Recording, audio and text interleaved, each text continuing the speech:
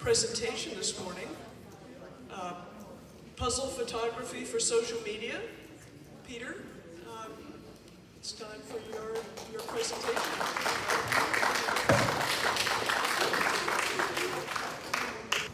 Hello. Okay, so this is going to be a presentation on photography, but it's kind of a trick because it's actually about videography. Photography in the social media world is becoming obsolete, but you can still use photos from your videos, so it's more focused on videography.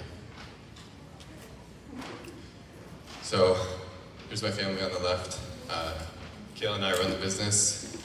She's a huge role in the company, but she was at home with our 3 kids. It was a little hard to find babysitters for this extended a time, but she's really responsible for most of the communication, social media, as well as helping, hone each puzzle. Like basically, she's the one who determines when a puzzle's done. I just keep iterating until it looks good enough for her. And yeah, so Curtis in the middle there, he's been with me since the beginning of January full time to handle the load. And then on the right, this is actually a dime, and then one of my first puzzle piece is on there. So as a background for me, I didn't grow up with fancy, bar puzzles. I grew up, I was actually born in the city in Los Angeles with no yard, and my grandfather, who was a woodworker, would send animal puzzles that were like, 5 or 10 pieces, like out of 1 or 2 inch thick, like walnut, things like that. So that's what I played with as a baby, and then as I grew up, my mom would make me Cheerios box puzzles, and then every box of cereal turned into a puzzle, and I got to practice doing that too. So then that's kind of where, puzzles were a family gathering thing for me always, but I wasn't aware of what you guys are all aware of until later in my life. So for Lazels, the idea that I had was to make puzzles where each piece kind of had the focus that a piece of jewelry would have, and the intricacy as well. So I ended up deciding to use metal and focusing on a smaller form factor to emphasize the intricacy. So here's 2 of my puzzles. This left one's more of a contemporary cut that I drew, and it was made out of titanium and anodized with a torch and then hand textured. And then the one on the right, this one's called, that one's called Anomaly. And this one's called Noble Lace. This one's out of brass. And then I blackened it and then polished it, and then I also made it whimsies as well within the cut. There's other puzzles too on my other social media, but these are 2 of my favorites. So social media, there's a lot of different platforms. I am not an expert in any way. There's a lot of other Instagrammers and people here who you should also talk to. But I'm also I don't use YouTube and stuff. I don't know how to work that world, so I'm not gonna be the end all be all here. On my left is my TikTok, and then on the right is my Instagram. I'm turning out to be better at TikTok, and there's actually a lot of reasons why I feel like TikTok is the appropriate platform for artists, and puzzle crafters are artists. So I'll talk about that a little bit more. So the goal of the presentation, I wrote it clearly because this one I'm not going to add that. So I want to foster excitement, engagement, and growth in the puzzle community by means of sharing our puzzle creations with the world. And in general, all of the photography that we take and share should enable and encourage others to appreciate our puzzles the way each of us do. So the goal is not to create an advertisement to get the word out, it is to do this.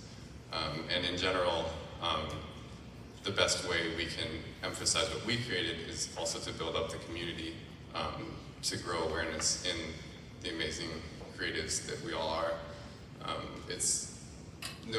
Hardly anybody knows about this, especially on the West Coast where I live. But maybe it's a little different out here, but just want to get the word out as much as we can because this stuff is amazing. So I've kind of devised a formula for the way I approach social media, which isn't necessarily what everyone does. It's not necessarily the best approach for everybody, but I wanted to share what I can.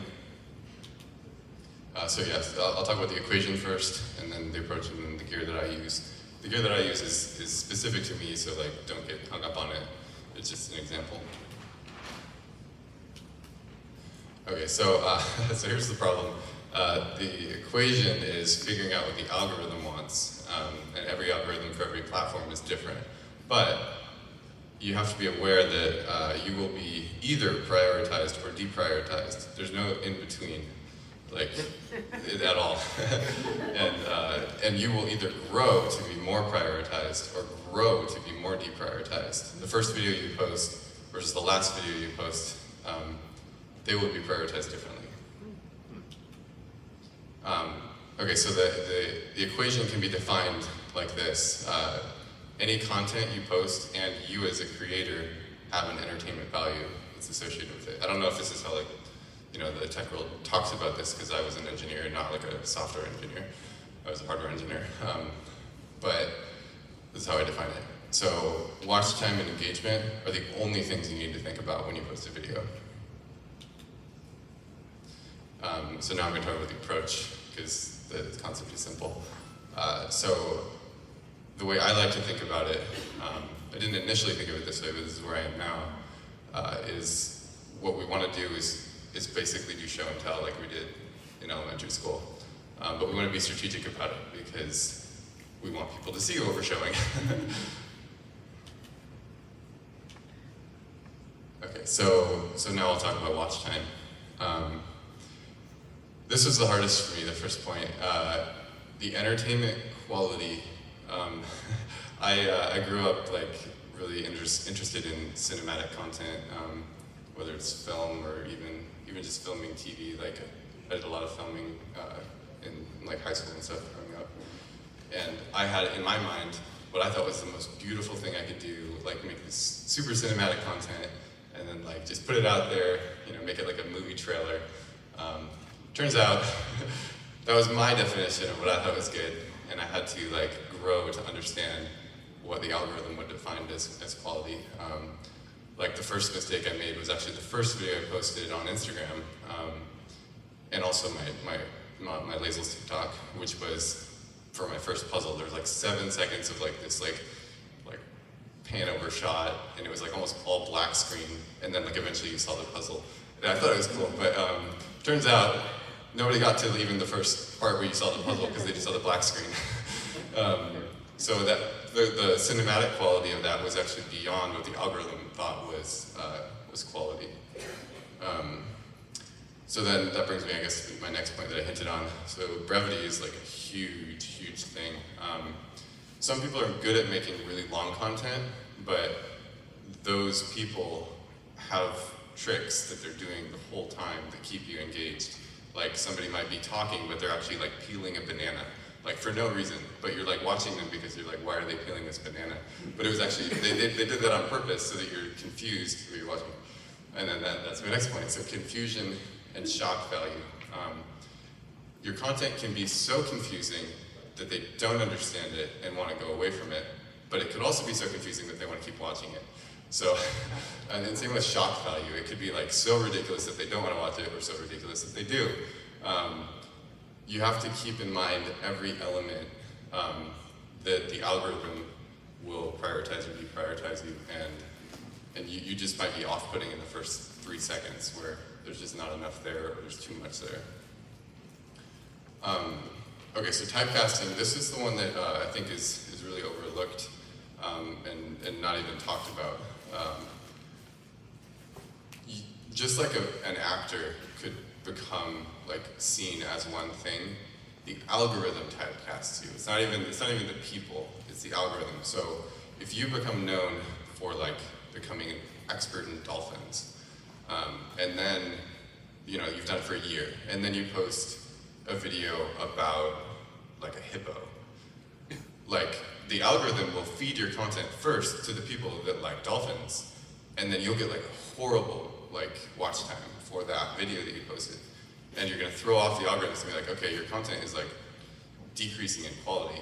And then if you just start randomly throwing things out, the algorithm doesn't know who to send the content to, and then you get your ratings go down for how it sees you.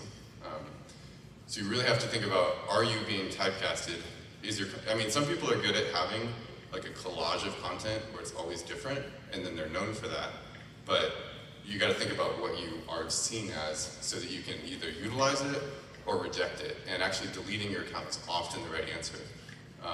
If you've been posting, videos randomly and you never really had an understanding of what you were trying to do, it might be the right answer to delete it after a year of only getting 50 views per video because the algorithm has deprioritized you.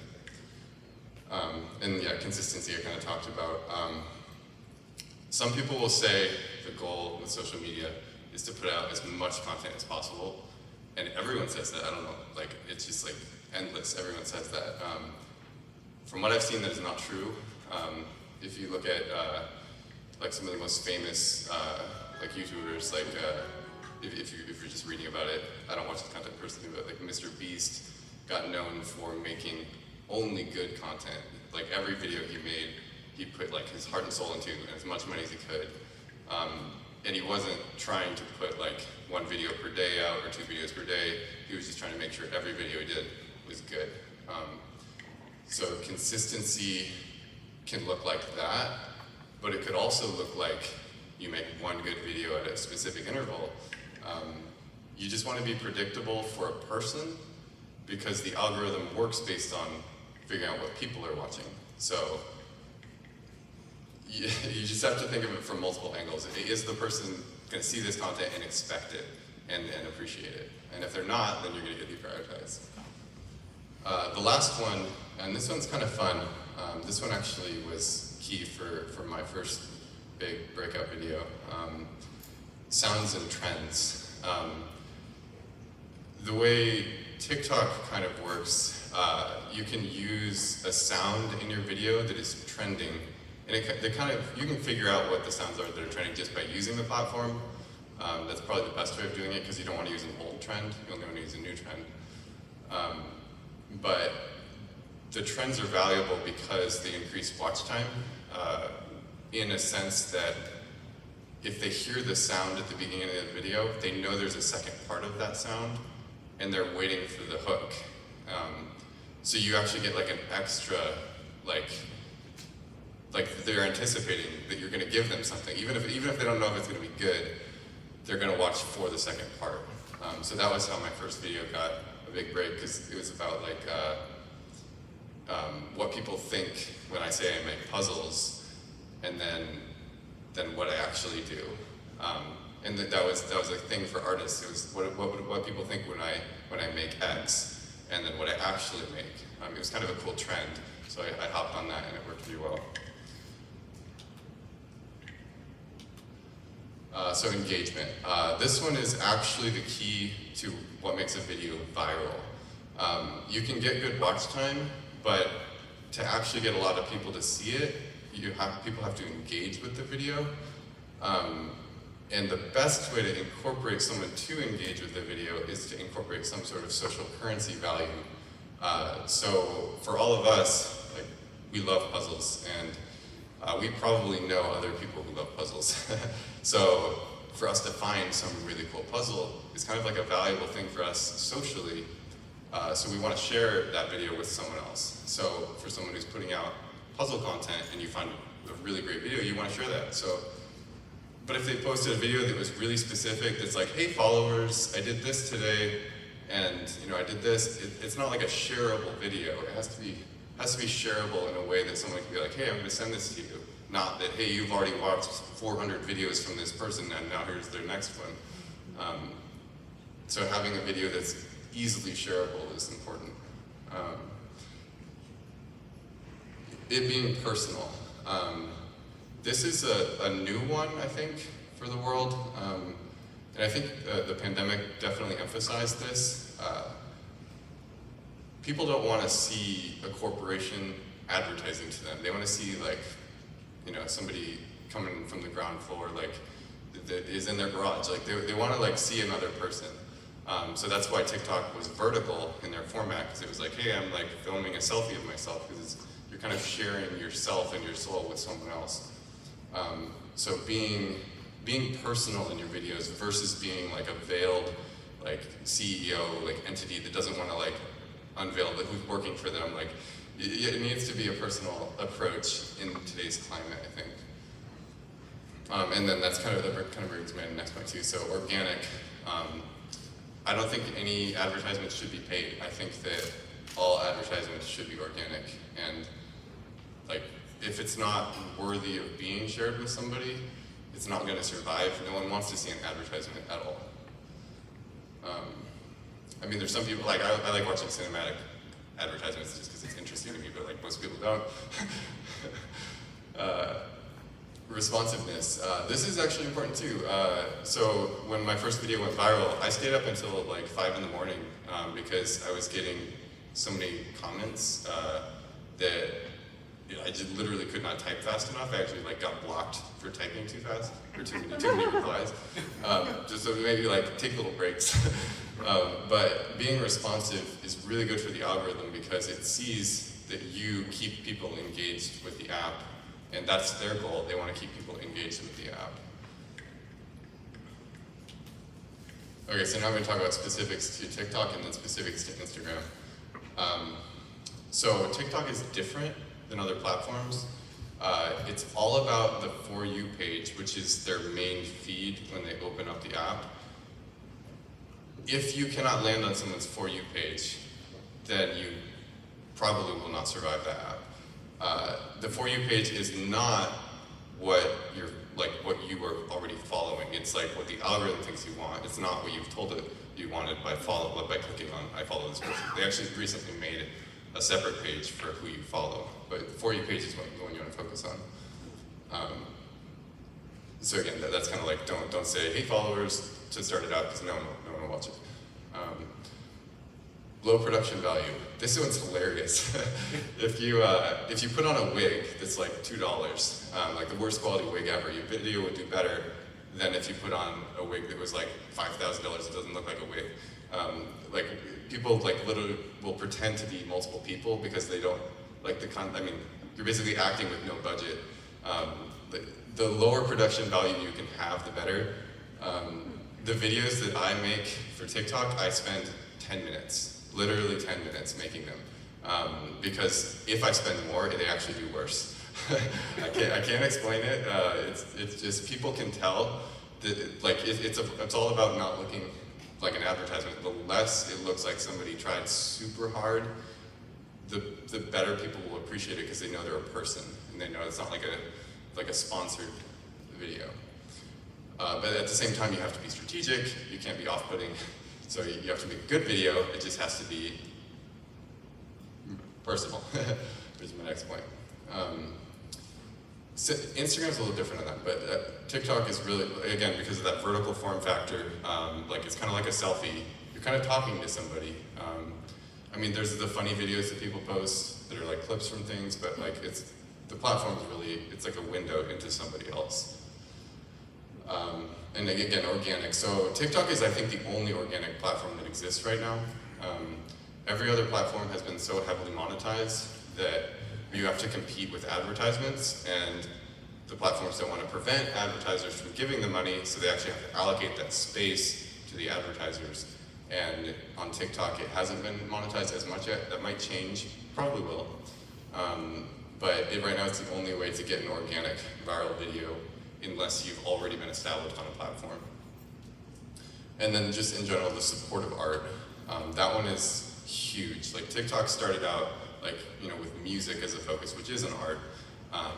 So everyone is so thrilled to see a new artist post something. It doesn't matter what the medium is. And there's like a niche of every art on there. But you'll find that you'll see people engage with artists. They're not just going to look at your art and say, wow, that's beautiful. They're going to say, you're an artist, like, thank you so much for doing this. Like, it is the most supportive place for artists, which is what I think all puzzlers should have a TikTok going forward, if they can. And then the last one is hilarious. If you look at follower counts, in general, we always validated, like, oh, this person's like a big player in the industry because they have a huge amount of followers. Like on YouTube, you just look at the follower count. Instagram is similar. But TikTok is different because you'll find people that have 100,000 followers and then their videos get 1,000 views. And it's because it only, like with like the things I talked about earlier, like you can get typecasted so that you're like a follower type place that only caters to followers, and then you're not prioritized. So you can have followers, but it won't help you. You just have to focus on the For You page so that every video you post can be like presentable to someone who's not a follower, but also a follower. So that was really fascinating. The very first video I posted on my personal TikTok, I had 0 followers. I actually had 0 videos. But then I got 6.4 million views. So clearly followers are not the answer.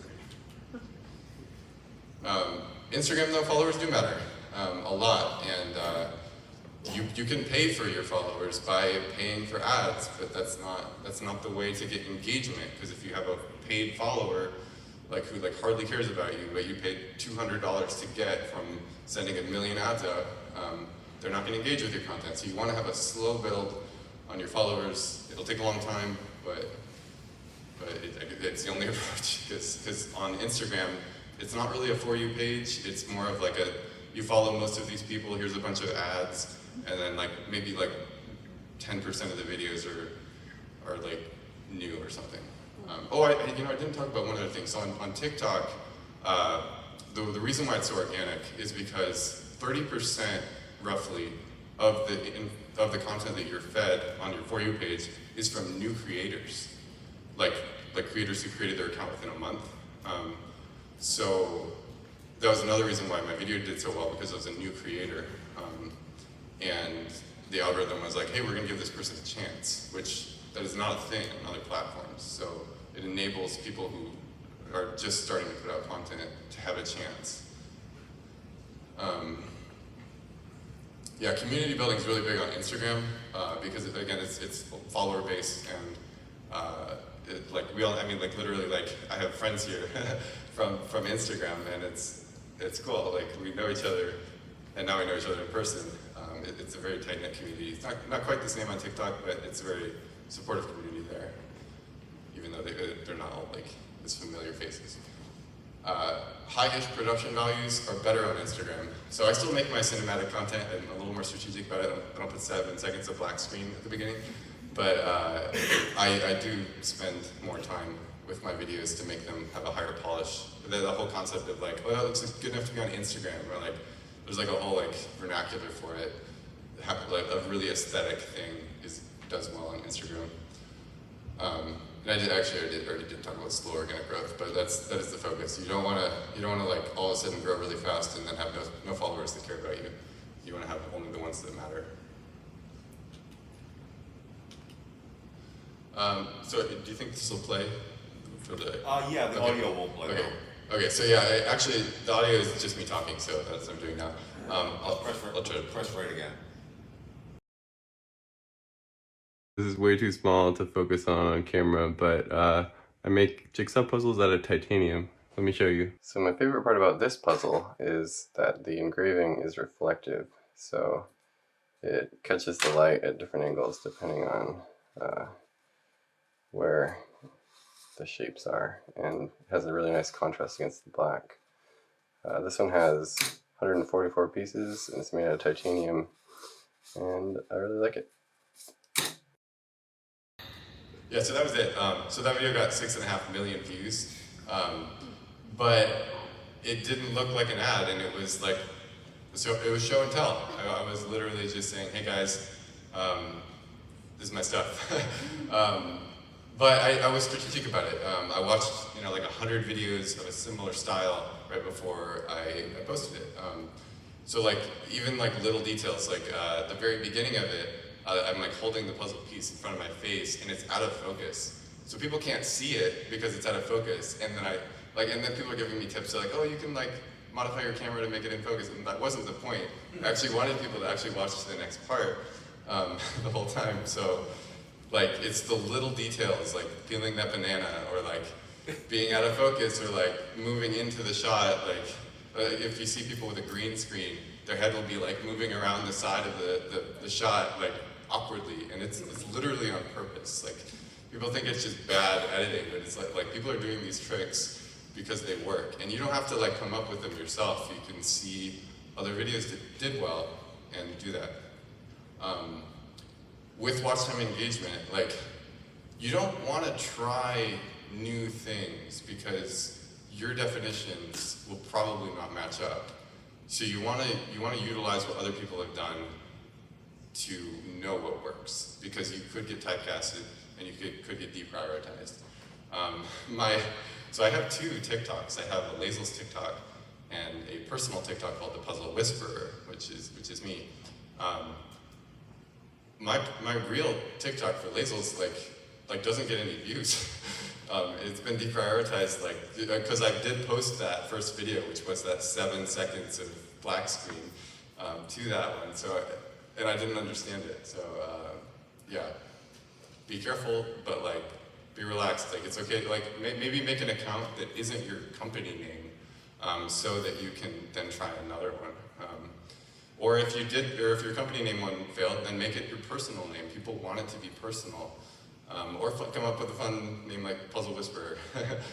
So now the gear. So this part really isn't the big deal. For me, I knew that because my puzzles were so different, they were so small and intricate, I had to rethink how they could be filmed, which isn't necessarily what everyone is doing. So my gear got more expensive than most people because macro photography is very complicated. But I'll just share some stuff, because macro photography is still useful for all puzzlers, for like when you're doing individual piece shots, like if you're trying to show the edges of your pieces, really critical to really have people understand what you're offering. Yeah, so photography is a hobby of mine. I'm not a professional, so I shouldn't even be giving this talk, but lights, cameras, lenses, mounts, the way you can have movement in your shot, your backdrop and scale reference. Those are the things you need to think about when you're approaching a shoot. Also the creative processes, you need to imagine what you're going to shoot before you start shooting it.